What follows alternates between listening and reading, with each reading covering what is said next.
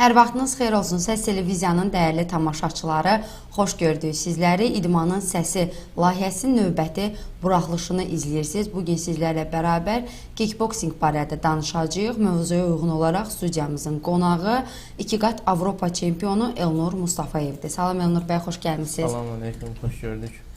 Təşəkkür edirik dəvətimizi qəbul edib studiyamıza. Sizə təşəkkür edirəm ki, bizi layiq gördünüz ki, belə bir studiyada. Çox gözəl. Bu idman növünə başlayanda hər hansı bir çətinlik yaşadınız? Yəni düşündünüz ki, bu idman növünü atın, bu mənlik deyil, çətinlik yaşayıram və s. Bəli, o qədər. Hər bir idmanın da çətinliyi var. Kickboxun da öz çətinlikləri var. Çətin məqamlar olub. 2 dəfə Avropa çempionu olan vaxtlarımda da çəki salmaqlar var. Para məşqləri var. Bütün məşqlər, çətin məşqlər çox olurdu. Yəni biraz fikri də yayınır, eləyir, amma bizim də məqsədimiz var, məqsədimizə də doğru gedirik. Səhv etmirəmsə, gözünüzdəki zərbəni də oradan almışsınız. İstərdim bu hazırlıq prosesində nələr yaşandı, necə keçdi bu barədə danışıq. Seçmə mərhələyə necə hazırlaşdınız, gündə neçə dəfə məşqlər edirdiniz?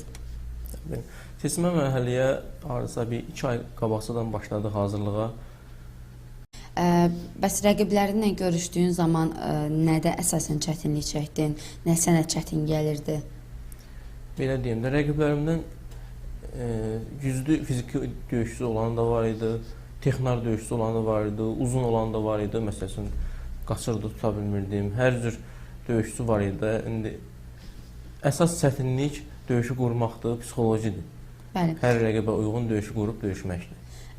Əsasən bu görüşlər harda keçirildi, seçmə mərhələ ilə bağlı görüşlər? Sərhədçi Olimpiya İdman kompleksində keçirildi. 5-ci gün, 6-cı gün, bazar günü baş tutdu. Bu rəqiblərinlə daha öncə də görüşmüşdün, ya necə? Yəni görüş olmuşdu? Yox, bəzi finalda döyüşdüyümlə döyüşmüşəm bir dəfə. Hansı idmançılardı, onların da adlarını çək, hansı ölkəyə aid idi və s. Hamısı da Azərbaycan idmançısı idi. Birinci döyüşdüyüm Kərimov Nahid idi, ikinci döyüşdüyüm Qədimov Arzuman idi, üçüncü döyüşdüyüm Ruslan Musayev idi. Yəni hamısı da özünə görə Azərbaycan bayrağını qaldırmış idmançılardır. Rəqiblərini tanıdığın zaman heç belə bir his keçirir ki, içindən nəsə alınmaz, mən onlardan biraz zəifəm bəzi məqamlarda, ya necə? Düzdür.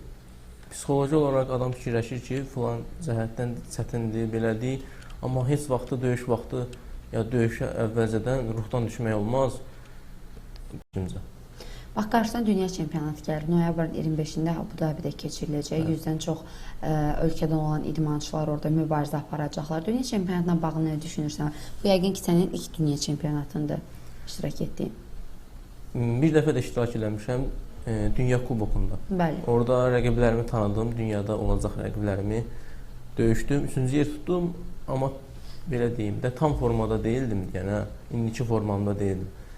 Hələ təzə birinci dəfə idi böyüklər arasında dünya çempionatına qatılırdım.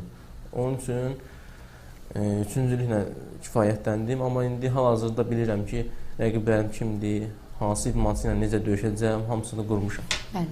İndi inşallah yaxşı olacaq. Misal olaraq bizə onlardan misal çəkə bilərsən, hansı döyüşçülərlə mübarizə aparacaqsan, daha çox nələrə diqqət edəcəksən və s. Yəni mənim döyüşçülərimin arasında olacaq Montenegrolu var, dünya çempionudur, çəkinin bir nömrəsidir dünya arasında. Sonra Ukraynalı bir idmançı var, o da lap güclü idmançıdır, o da Avropa çempionudur, o da nömrə 2 sayılır. Sonra Qırğız döyüşçüsü var, o da dəfələrlə dünya Avropa çempionu olub çəkimdə. Elə bu üçü elə bir ki, çəkimin birinci, ikinci, üçüncü yerlərində oturublar, gözləyirlər ki, kim gəlsə olacaqlar, elə fikirləşirlər. Nə fikirləşirsən, nə düşünürsən, yəni ümid edirsən ki, dünya çempionu ola bilərsən? Bəli, mən ümid eləyirəm, məşqlərimi də güclə eləyirəm ki, dünya çempionu olum, bayrağımızı qaldırım, himnimizi səsləndirim. Yəni mənim arzum budur. Mən də ümid edirəm ki, gələn səfər sən burada bir dünya çempionu kimi qarşılayarıq və səndən o barədə bir müsahibə apararıq. Sənə nə çətin gəlir dünya çempionatında? Məsələn, hansı baxımdan özün içində bilirsən ki, bu baxımdan səndə biraz, necə deyim, bəlkə də boşluqlar var, mən o boşluqları düzəltməliyəm, onların üzərində daha çox çalışmalıyam. Yəni ki, mənim döyüş stilim, bu bəlkə də bilərsiniz, Bəhram Nəzəfzadə döyüşür. Döyüşdə xala yox, aşırtmağa fikir verir, yəni döyməyə fikir verir. Mənim də döyüş stilim onun kimidir. Yəni ki, xal baxımından, xal yığmaq baxımından yoxdur. Məndə ancaq udar, döymək fikirləşirəm də, udmağı fikirləşirəm. Sonra güclə döyüşürəm də, yəni. İndi məndə bir çatışmayan cəhət odur ki, xallara diqqət eləmirəm. Onların üstündə işləməliyəm, yəni ki. Döyüşdüyün zaman hansı hisslər keçirirsən? Yəni, tamamilə psixoloji olaraq o durumda özünü hiss edirsən, yəni ki, mən mübarizə aparıram, yəni, sənin fikrini hər hansı nəsə yayındıra bilir döyüş zamanı? Düzdür, gərək döyüş vaxtı fikrini cəmləyəsən, o bir çətin bir prosesdir də döyüş vaxtı. Onu, məsəl üçün, birinci, ikinci döyüşə çıxanlar bacara bilmir, yəni aldıra bilmir. Çünki döyüş vaxtı bir fikri gərək bir yerə cəmləyəsən ki, cəmləyən vaxtı həyəcan da gedir, qorxu da gedir. Nə etmək lazımdır döyüş vaxtı, onu bilirsən. Yəni, bilirsən də, yəni hiss edirsən bir şey.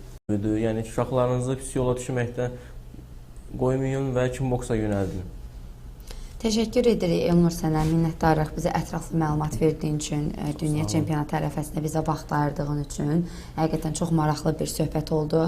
Ümid edirəm ki, qarşıda gələn noyabrın 26-sı, 27-sindən dekabrın 1-nə kimi davam edəcək, Abu Dhabidə keçiləcək dünya çempionatında böyük uğurlar, nailiyyətlər əldə edəsən. Öz istəyin nədirsə, Allah onu sənə nəsib etsin. Biz də dünya çempionatından sonra dekabr ayında səni burada dünya çempionu kimi qarşılayaq və artıq çempionluğun barədə müzakirələr edək. Sənə bunu arzuluyuram.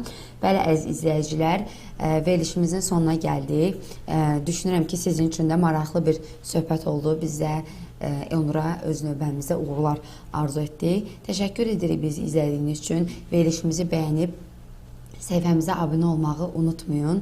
Sağ olun, salamat qalın.